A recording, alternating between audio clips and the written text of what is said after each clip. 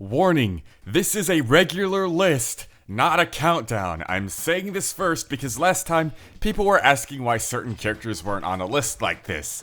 The reason I do that is so I can do this list again at a later time with completely different entries. It's more creative, it's more unpredictable, and it's just more fun. Highlighting a random assortment of your favorite things is just way more enjoyable than having to stress over an ordered list. With that 20-second disclaimer out of the way, characters. Underrated characters. Every movie, show, or video game always has a fan favorite character. A character that's beloved by the majority of fans and always gets the spotlight and most fan service in their series because of that. And then there are characters that are just as good but often get ignored or fly under the radar for whatever reason. They either just blend in a crowd of other great characters like them, or people just don't understand the gravity of what they do. Either way, these are the types of characters I'm going to be highlighting today. So strap in and let's have a look at 8 underrated fictional characters.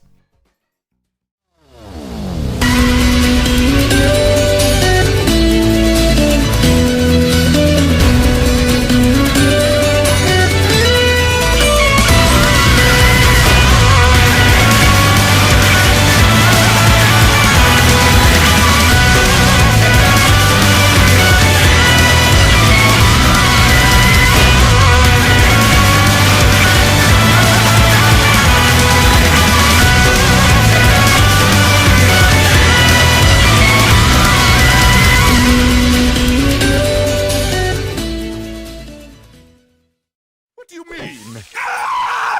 Thank you again! Hotter than the first! When it comes to Crash Bandicoot and his iconic villains, people automatically go to Cortex, of course, but then some go to Dingodile for his cool boss fights and awesome music, some go to Tiny for his funny, dumb personality, and some even go for Uka Uka because they find the contrast of a serious threat in this wacky world funny. But the one and only Dr. Engine has a little bit of everything. His boss fight songs are awesome, his boss battles are awesome, most of them. And he's a pretty big threat in the series. While Cortex has him under his thumb, Engine is the one who creates some devastating machines. All of the robots he uses in his boss fights, Mecha Bandicoot, and his character design overall is pretty cool and unique with that giant missile stuck in his head from a freak accident. I don't know the proper term for his personality trope, but he is one of the best characters in fiction to use it. This dude is hilarious, especially his incarnation in Crash of the Titans, regardless of how mediocre the game was. And we shower them with doom? Yes! We shower them good! Right in the eyes! What do you mean? Thank you again! Hotter than the first! When it comes to Avatar: The Last Airbender, people love Aang, people love Zuko, people love Toph, and people love Sokka. But not enough people love Sokka. Now, considering how good of a comedic relief character he is, I don't blame people for only seeing him as such. But they are really missing out on a lot. Sure, he doesn't have any water bending like Katara, any fire bending like Zuko, or earth bending like Toph. And he definitely doesn't have any air bending like Aang, but he does have a boomerang. Despite not having any fancy bending powers, Sokka has held his own in battle many times. He's very skilled with his boomerang, he had a cool space sword at one point, and he has other talents. He can read maps, he's very strategic, he's a good soldier, and he has lots of people skills. Even though he doesn't have any bending, he's a very helpful and valued member of his team. Drink cactus juice. It'll quench you. Nothing's quenchier. It's the quenchiest. What do you mean? Thank you again! Hotter than the first! Okay, perhaps maybe Paul Phoenix shouldn't be on this list because he's not that underrated. People do love him. It's more of a case of being overhated because people do hate him too. Either way, he's the third character on this list. He easily rivals characters like King and Yoshimitsu when it comes to Tekken's popularity contest. People who don't play Tekken still may have seen or recognized Paul from somewhere. The hate comes more from the inside. For one, he's one of the highest damage dealers in the game, and to that I say, get good. And two, people think he used to be awesome and just got flanderized into this big goofball for later games. But the thing is, he's always been a goofball, even since the very beginning. He's been punching brick walls with goofy drawings of Kazuya's face, backflipping onto his own face, twice, and having a very silly one-sided rivalry with Kazuya while his real rival is a bear. The only game where he was different was in Tekken 4 where he was going through depression. But in every game before and after that, he was always crazy, loud, and striving to be the strongest in the universe.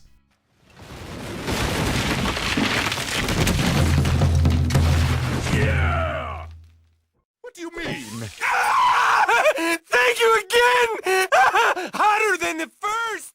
There are plenty of iconic characters in that 70s show. The foreign kid Fez with his funny accent, the father Red Foreman and his anger issues and jokes about putting his feet in people's rear ends. But one character is greatly underappreciated, and that would be the mother, Kitty Foreman. She's honestly one of the best TV moms out there. She loves her kids friends, and does everything she can to take care of them, no matter how many of them need her help at once. She's also a hard worker. She's a nurse and has to put up with all kinds of crap from doctors all day. Add on her extremely unique and memorable high-pitched laugh onto the fact that she's a hard worker and loving mother, and you'll see why she deserves more attention. One of the funniest arcs in the entire show revolves around her, when she was going through menopause in season 5. With everything she has to go through, she deserves more fans, so give Kitty Foreman some appreciation. I may have been a little irrational today. A little? Shut up! What do you mean? Thank you again! Hotter than the first! Pretty much every Mario character is someone's favorite. Mario, Luigi, Waluigi, Wario, people even enjoy standard enemies as their favorite. But I never hear anyone say Bowser Jr. is their favorite. They always go for one of the Koopalings. And I think it's because they don't quite exactly understand the gravity of who Bowser Jr. is. He's Bowser's son. Someday in the future, Mario and Bowser are going to be old and withered, and Bowser Jr. will be all that's left, considering Mario and Peach obviously aren't going to tie the knot anytime soon. The world of Super Mario Bros. May be happy and colorful now, but all his adventures are just delaying the inevitable victory for Bowser Jr. His theme in Mario Galaxy 2 even captures this perfectly. It starts off playful and childish because of course he is a child, but then it slowly grows more tense and villainous, which clearly symbolizes what I just said. Combine all that with some amazing boss battles and you'll see why Bowser Jr. is one of my favorites. The water's great, hey, Junior? Sure is, Papa. What do you mean? Thank you again! Hotter than the first! Total Drama World Tour is one of the most beloved seasons of the entire series. It featured intense drama, of course, higher stakes, introduced a couple new characters, and fleshed out ones we already know and love. But the underrated character of this season is Sierra. People love the new villain Alejandro, they love the development Heather got, they love the development Cody got, but they all leave out Sierra. Don't get me wrong, Cody's development as a character this season was great, but we wouldn't have been able to see it without Sierra. She carried him right to the top. Yes, she's creepy, yes, she's a stalker and pretty obsessive, but she's also loyal to Cody and her team, she has some very useful and helpful talents, and she's just generally a good person. So you can have your Heather, your Alejandro, and your Cody. I'm going to sit back, forget Total Drama All-Stars exists, and enjoy Sierra. Fans are gonna lose it! Like this! What do you mean? Thank you again! Hotter than the first! The fanbase for The Walking Dead is massive, and while there are plenty of people who probably enjoy Eugene, all I've seen is pure hatred for the guy. They see him as a traitor, they see him as a coward, they see him as a crybaby, but the truth is, that's what we'd all be if we were in this situation. We all act big and tough and think we're someone like Rick or someone cool like Daryl or Glenn, but in reality, if a zombie apocalypse were to somehow happen, we'd all be Eugene. Besides, despite his bad traits, he still does have some good qualities. He is genuinely smart, he's a bullet maker, and even though his fear controls him most of the time, there are times where he just sucks it up and does the right thing. Again, just like us. Not to mention, Eugene is like 90% responsible for one of the biggest victories in the entire series. Add all of this onto the fact that he's also one of the funniest characters in the entire series as well, and you'll start to wonder why the heck he gets so much hate. I don't even know what you call this. I'm gonna call it a Grambly Gunk. What do you mean? Thank you again! Hotter than the first!